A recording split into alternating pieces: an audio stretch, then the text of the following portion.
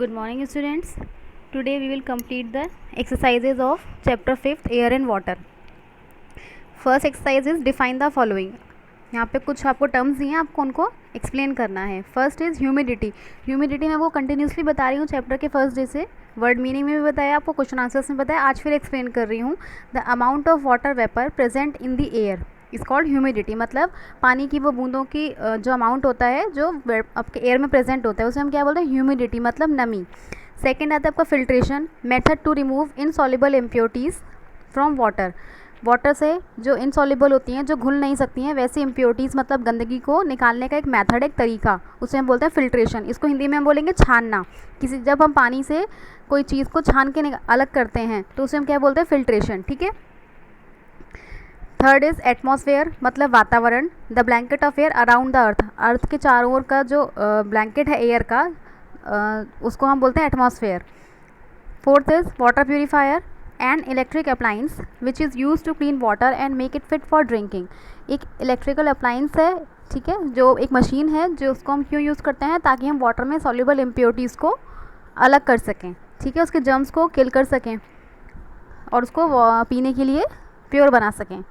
Next exercise है आपके fill in the blanks. इसमें जो बोल्ड वर्ड्स आपको दिख रहे हैं वो आपके आंसर्स हैं जो आपको फिल करने हैं उसमें. First is we add dash tablets in water to kill germs.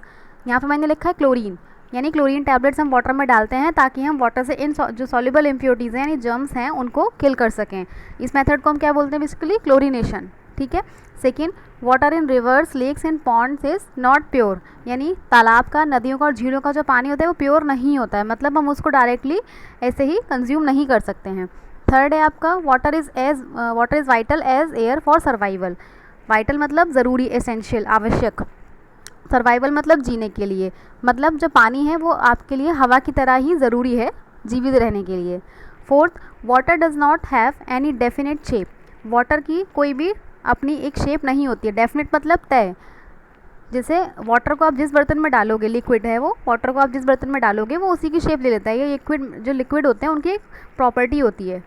ठीक है. मैटर आपके 3 टाइप के होते हैं, सॉलिड, लिक्विड, गैस. तो उसमें जो लिक्विड होता है आपको उसकी प्रॉपर्टी क्या होती है कि उसकी कोई खुद से कोई शेप और कोई साइज़ नहीं होता है. उसको आप जिस बर्तन में डालोगे, जहाँ पे रखोगे, वो उसी का शेप और साइज़ ले लेता है. Fifth is troposphere is the nearest layer to the ground. Ground मतलब आपका जो अर्थ है, तो अर्थ के नियरेस्ट मतलब सबसे पास की, जो सबसे पहली जो लेयर हमारी पड़ेगी वो है ट्रोपोस्फेयर. ये आपको मैं एक्सप्लेन कर चुकी हूँ लेयर्स ऑफ एटमॉस्फेयर वाले क्वेश्चन में. ठीक है. नेक्स्ट एक्सरसाइज आपकी आती है लास्ट इस चैप्टर की, मैच द फॉलोइंग. ठीक है. इसमें मैंने आंसर्स आपको सामने ही लिख के दिए हैं. तो फर्स्ट है आपको ऑक्सीजन. ऑक्सीजन क्या है हमारे लिए? नीडेड फॉर ब्रीदिंग, यानी सांस लेने के लिए ऑक्सीजन ज़रूरी है. सेकेंड आता है आपका एक्जोस्फेयर. एक्जो मतलब बाहर, स्फेयर मतलब सर्किल. तो the top most layer of atmosphere. Atmosphere की सबसे ऊपर की लेयर जो अर्थ से सबसे बाहर है, सबसे दूर है, उसे हम क्या बोलते हैं? Exosphere. Third, nitrogen in the air. Nitrogen का कितना अमाउंट एयर में प्रेजेंट है ये आपने अपने सेकंड क्वेश्चन में किया होगा, जिसमें आपने डिफरेंट गैसेस का अमाउंट लिखा होगा जो एयर में प्रेजेंट है. वहाँ पे आपने लिखा होगा 78%. तो आंसर क्या होगा आपका? Nitrogen in the air is 78%. Last है आपका अदर गैसेस. उसी क्वेश्चन में आपका सेम आंसर ये भी था. अदर गैसेस क्या है? आपकी 1% है. उसमें कौन कौन सी गैसेस होती हैं आपकी? Carbon dioxide, argon, neon, helium, hydrogen, etcetera. ठीक है. तो ये आपका चैप्टर 5th कंप्लीट हो गया है. इसको एज इट इज़ अपनी नोटबुक्स में करिए और उसके बाद चेकिंग के लिए भेजिए. अगर फिर भी आपको कुछ समझ नहीं आ रहा है तो आप व्हाट्सएप पे या फिर जूम के थ्रू पूछ सकते हैं.